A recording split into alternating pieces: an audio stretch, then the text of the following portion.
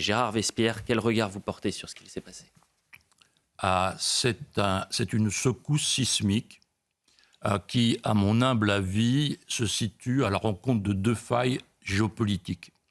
La première faille, en termes pratiquement géologiques, c'est effectivement le fait que la Russie ait le contrôle depuis le 19e siècle de régions musulmanes, Ingouchie, Daghestan, Tchétchénie, et que la Tchétchénie a voulu retrouver son indépendance avec la guerre que l'on a connue, etc. On a cru que Kadyrov étant mis en place, tout était arrêté. Pas du tout. Il y a toujours eu des attentats dans toute la région, des dizaines de morts dans cet ensemble de trois régions. Et deuxièmement, vous avez la rencontre de l'État islamique au Khorasan. Qu'est-ce que c'est que le Khorasan? C'est le nom historique de l'Afghanistan, y compris du Tadjikistan et de l'Iran. Et donc, on retrouve l'histoire. Et dans les déclarations les plus récentes, depuis 2 ans maintenant que l'État islamique au Khorasan est installé en Afghanistan, eh bien, ils ont dit « le Kremlin a du sang musulman sur les mains », c'est-à-dire avec la guerre en Afghanistan, avec la guerre en Tchétchénie et la guerre en Syrie. Donc on a cette rencontre de problématiques musulmanes intérieures à l'État russe et puis à ses interventions extérieures. Je le dis aux téléspectateurs, je pense que ce sont des images en direct qui nous parviennent depuis le lieu de l'attaque. Cette menace terroriste, nous, on la vit au quotidien. On le sait. Charlotte Dornelas, vous étiez présente lors d'un brief il y a 2 semaines, je crois, place Beauvau.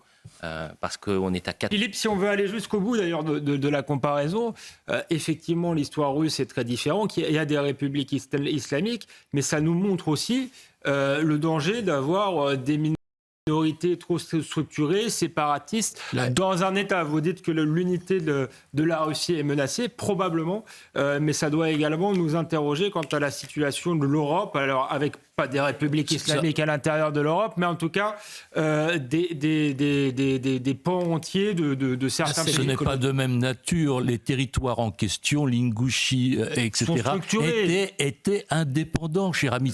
Voilà, c'est là le cœur du problème. Donc la remarque de Philippe est tout à fait fondée, c'est quelles sont les conséquences aussi à l'intérieur pour Moscou.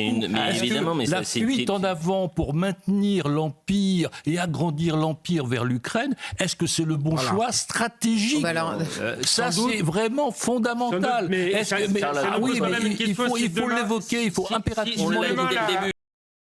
Si demain la Russie était totalement fracturée et disparaissait, parce que c'est quand même le risque, je ne suis pas sûr que l'Europe serait dans une meilleure posture. Nous n'avons pas forcément intérêt non plus à avoir des républiques islamiques se multiplier sur le territoire. Je me permets de vous donner un peu plus de précision sur l'information que je vous donnais juste avant concernant l'attaque de Moscou et les suspects qui avaient des contacts en Ukraine selon le service de sécurité russe. Je vais vous lire la dépêche qui est tombée à 2h02. Les services de sécurité du FSB ont affirmé samedi que les suspects de l'attaque contre la salle de concert dans la banlieue de Moscou avaient des contacts en Ukraine. Après avoir commis l'attentat terroriste, les criminels comptaient franchir la frontière russo-ukrainienne et avaient des contacts approchés du côté ukrainien, indiquait le FSB, cité par l'agence TASS, des suspects ayant été arrêtés dans une région frontalière de l'Ukraine. C'est extrêmement inquiétant. Ça, Gérard Vespierre, peut-être votre